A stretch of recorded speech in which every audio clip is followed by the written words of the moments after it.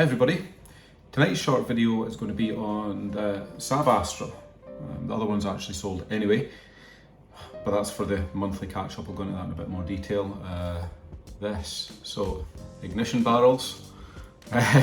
Car was booked in for a track day at the weekend, and that never happened because the end snapped off that in the driveway in the on position, so we never got the car started.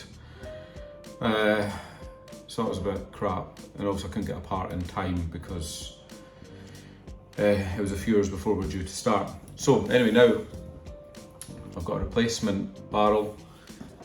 These have also got a transponder in the key, and it's a remote key anyway, so the ones that come with these cheap barrels is just a standard skeleton. So also before I forget, I've also got this switch for the other side. When I took all that off the car, everything flew everywhere. So there's a million bits all over the car. So these were really cheap Febby parts. So in fact, I haven't even opened it yet. Let's have a look.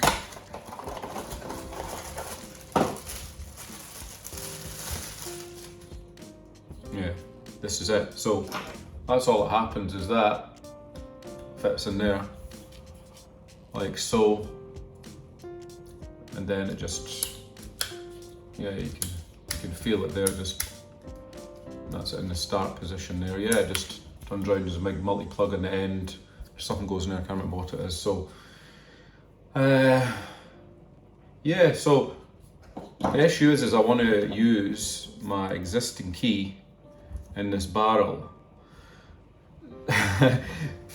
Now I did watch a YouTube in this, so it must be dead easy. He says. That you can take the barrel out, and there's little, I don't know what you call them, but there's little plates that go in that correspond to that key. So the plan is to swap them out with this into that one.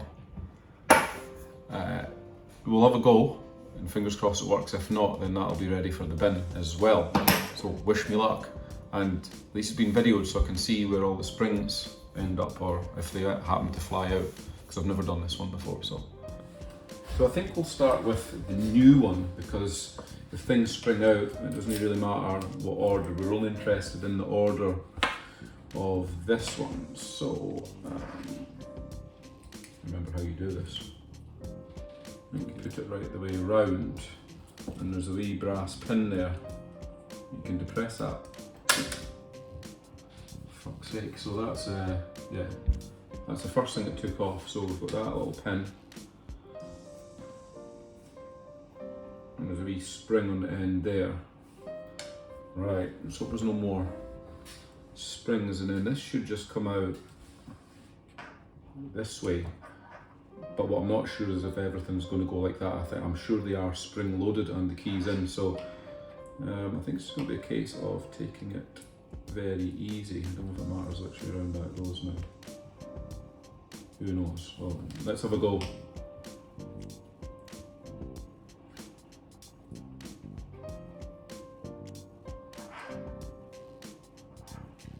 Something really spring and a plate in it there.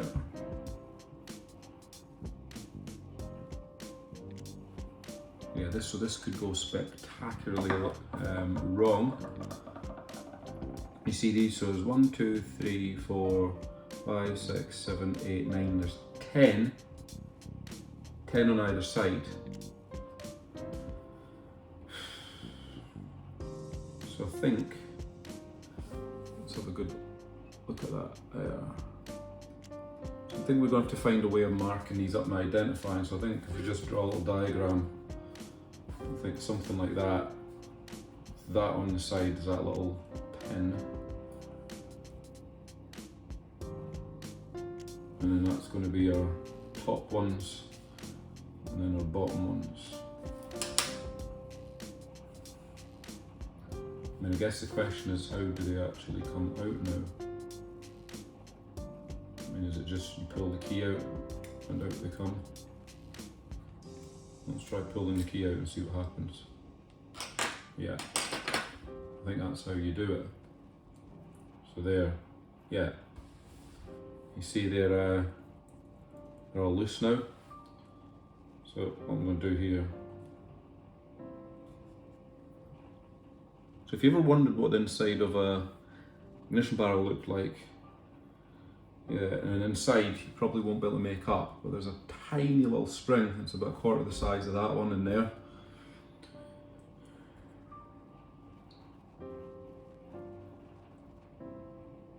Now, what I don't know is there's a little, I don't know, oh that's the bottom ones, right, okay, got it.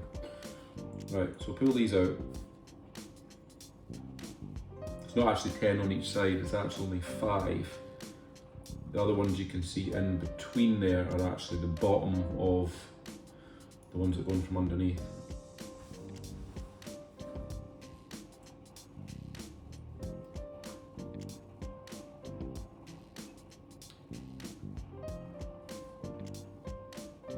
And yeah, we can see there's springs trying to escape.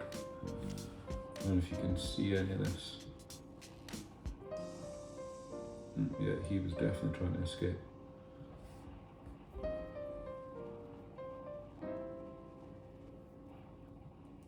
We'll just put that down like that. Let's have a look at these. These have all got numbers on them. 3, 2, 2, 3 and a 2. And there's 2, 4, 3, 1, 3. So that's interesting. So I guess we want to do the same here. Put that to one side like that, and then hold one the same from the top, and then the bottom.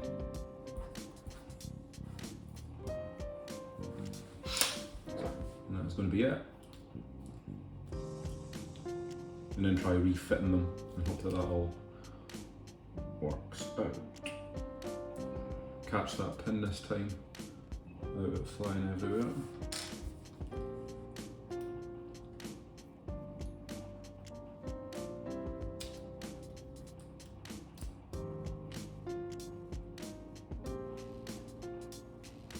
Alright, so that's the same orientation. That's us. One very worn one, 20-year-old one.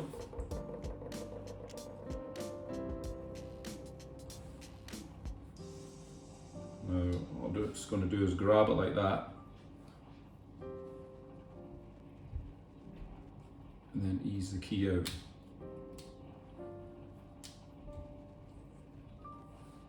And to be fair, nothing should really be pinging away anyway, as they're only small springs.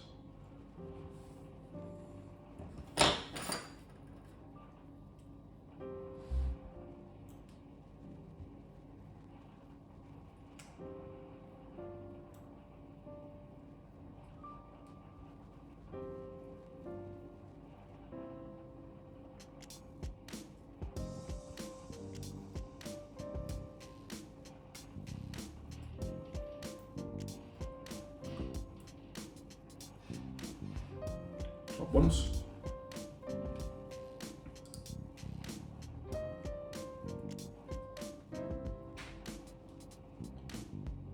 Bottom ones.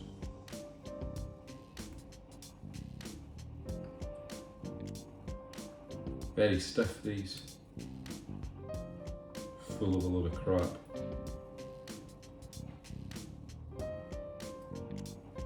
Yeah, there we go. That's all one stripped. What I think I will do is I will clean all of these up. Obviously use the new springs out of the new barrel. But yeah, definitely get this crap off of these.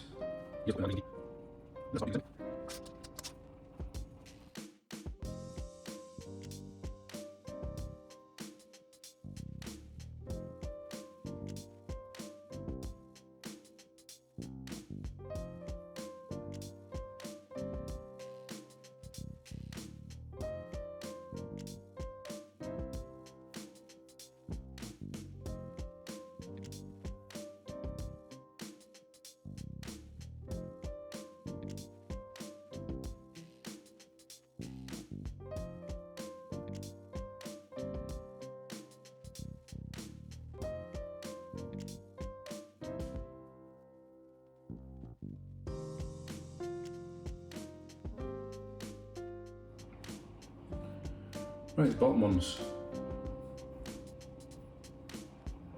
So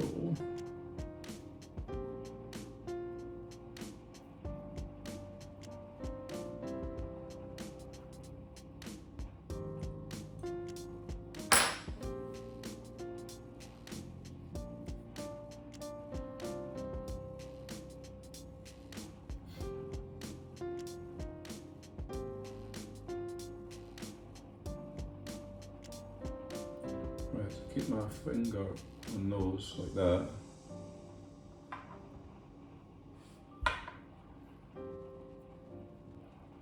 And stick all these in.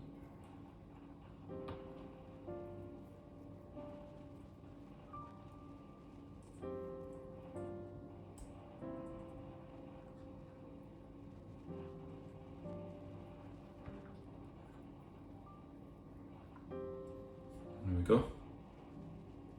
They're all run nice and smoothly in there. So what I'm going to do is have a go at sticking this key in now. Let's see what happens.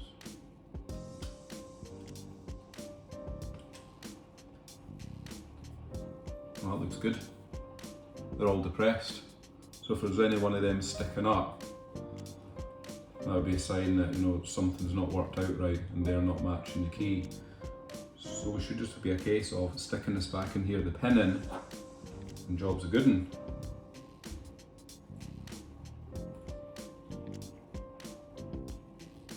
So which way around it goes, that's a good question. I'm going to try this way, I think.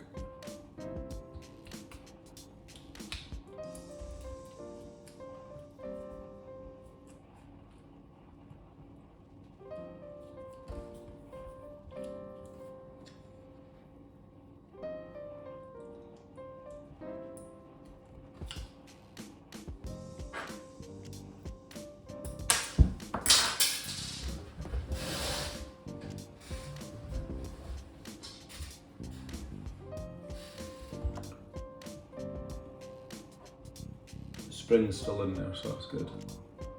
It's super slicky because the grease is obviously all on.